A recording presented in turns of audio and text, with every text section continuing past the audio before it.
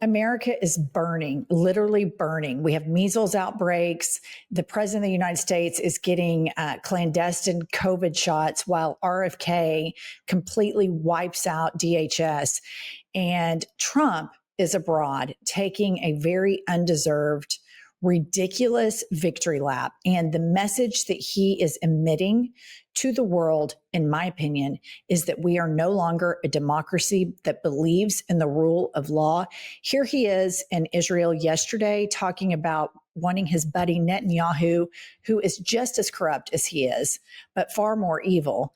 And that's a low bar. Talking about him getting a pardon. Play the clip. I have an idea. Mr. President, why don't you give him a pardon? Give him a pardon. That's just humiliating. It's so unbelievable to watch an American president, number one, that looks like that wears the orange makeup, that's such a nut, but just totally lack of any form of respect for the rule of law, corruption, because he himself is a convicted felon. Absolutely. I mean, you saw how he acted when Brazil convicted their president that led an insurrection. He got madder than a hornet. Here's the deal. The reason Netanyahu and Trump, other than Trump being manipulated by Netanyahu, they're both fucking corrupt to the core.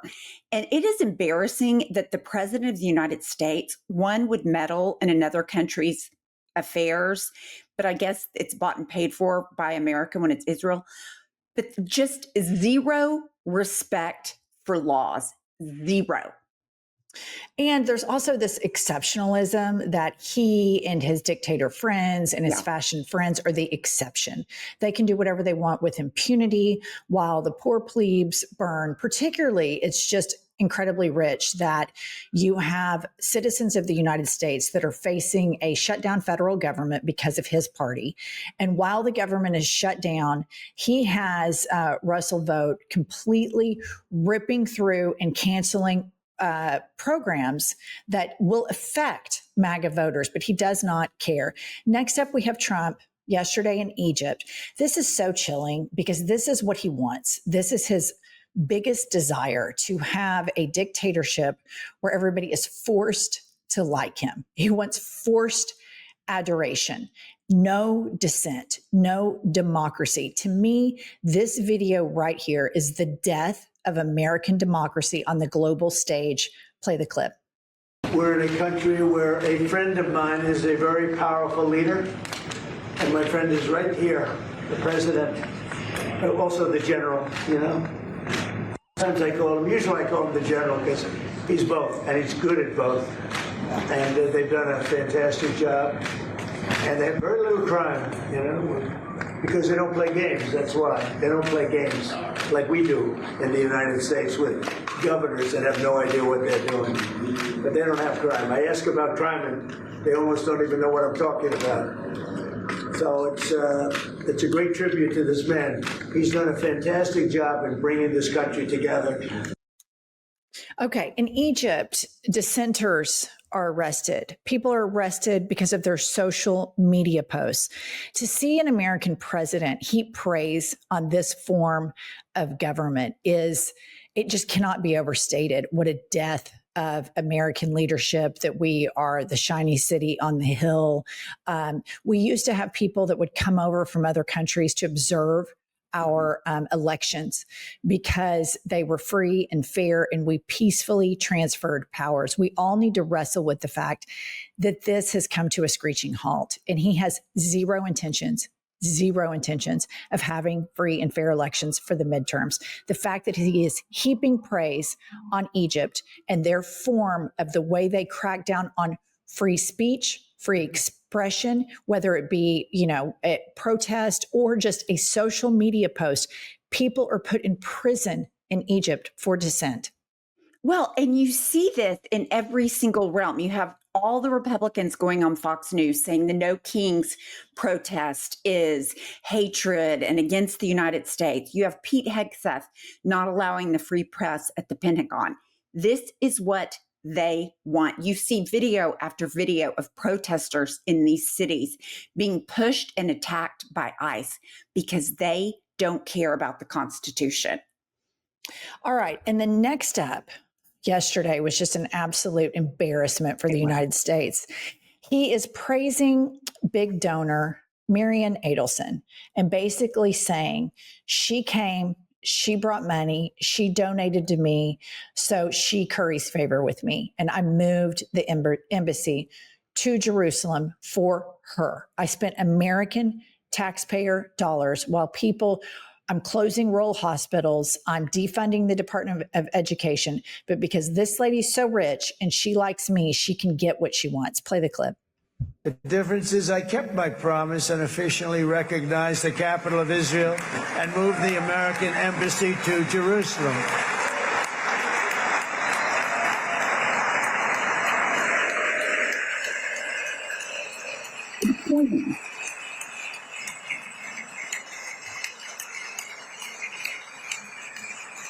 Isn't that right, Miriam? Look at Miriam. She's back there. Stand up, Miriam. Stand up.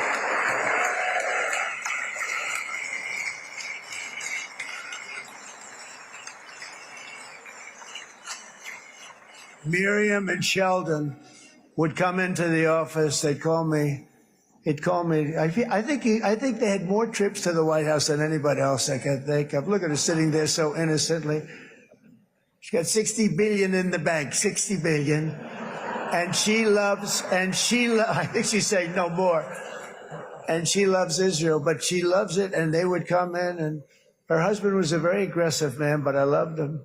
He was a very aggressive, very supportive of me. And he'd call up. Okay, so that's key. Very supportive of him. Very supportive of him. So he will spend billions of taxpayer dollars from working class Americans. Meanwhile, his MAGA party will tell these working class Americans, you can't have nice things because of even poorer people, even more marginalized people. And this is such unbelievable American leadership on the global stage. It is not leadership. This is a faceplant of democracy. This is a quid pro quo style of government. And to all of the people that are at Kamala Harris's book tours protesting about the situation in Gaza, and I admit that under the Biden administration, there was complicity in this. It would have never been like this. It would have never been like this. And here's the thing. I don't trust this ceasefire as far as I can throw it. They have plans. 90% of Gaza is destroyed. At this point, they want to demo the rest of it, ethnically cleanse, and Jared Kushner and other Middle Eastern investors are going to invest, and they are going to make that piece of land that belonged to Palestinians, they're going to make it theirs. And that's what the end game is. And the human rights of these people after this genocide and how they're returning home and this grotesque celebration after a lot of experts claim 600,000 people dead, killed, starved out, 600,000, and they're all celebrating. It is so grotesque. It's so grotesque. And here's the thing. Trump put out the video of him and Netanyahu on the beach with Trump Gaza and a gold statue of him. That's where his head goes. He gave Mariam Adelson the Presidential Medal of Freedom because of her contributions to Israel / his campaign. And I just think it's gross that a U.S. president would single out a donor in another country's cabinet meeting. I just thought the whole thing was repulsive. Okay. And then next up, here he is. He always behaves like a grade schooler. It's just always about who he likes, who likes him. It's everything's reduced down to very regressive grade school style, mean girl type language. And I'm going to remind you again, because it's so shocking. This is the president of the United States. And here he is on the world stage with all of the world leaders. And this is the kind of shit that comes out of his mouth. Play the clip. Met with many of the people in this room, and it all just started coming together. I've known so many of you for so long. You're friends of mine. You're great people. I have a couple I don't like in particular, but I won't tell you who. I have actually a few of them I don't like at all, but you'll never find out who they are. Well, maybe you will, come to think of it. But I mean, this is just, it's mind numbing how stupid he is, how juvenile he is, and how celebrated he is. The fact that so many world leaders are standing there celebrating this fucking asshole all the time. The fact that our allies are saying, you know what, this is still pretty grotesque. We're glad that there is a ceasefire, but we have, displaced homeless refugees that don't have food, that have been starved out, that have survived a genocide. This is not a time to go grandstanding and talk about who we like and who we don't like. The global capitulation to him and the global capitulation for his ego, for everybody to flatter him, is so short-sighted, because right now what they're seeing is the United States gives us money for this, they give us money for that, they help us with our national security. That man that you're worshiping right now and his fragile ego, he is completely imploding the United States economy. He is dismantling all pillars of government. We're going to be as valuable as an ally to you as Russia in a few years. This is serious. This is as serious as it gets. And finally, here's just another window to this man's soul. Here he is talking to the leader of the United Arab Emirates, and Trump is talking about what his love language is. Play the clip.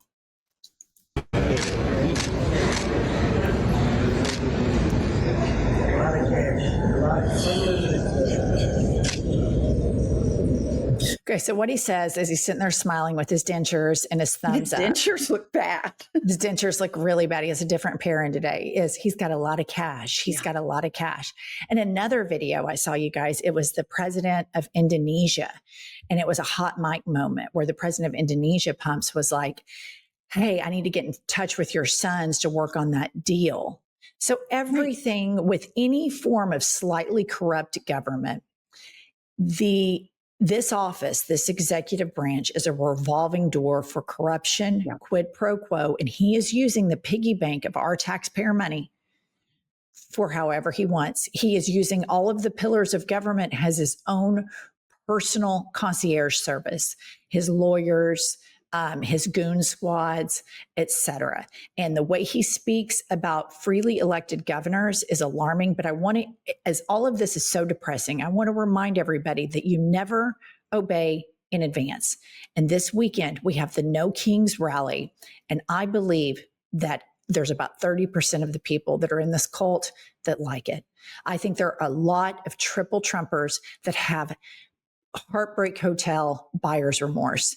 And I think we are going to see peaceful protests. And this will get Republicans that are already seeing the strong man who looks like a frail, dentures, dementia, acting like a nut on the global stage. And it's also going to get industry titans to understand, are you willing to take our entire economy and our entire Constitution and the Bill of Rights and stick it in the toilet for somebody that's 85 that's probably going to drop dead any day now? Are you really willing to do that? Because that's what's at stake here.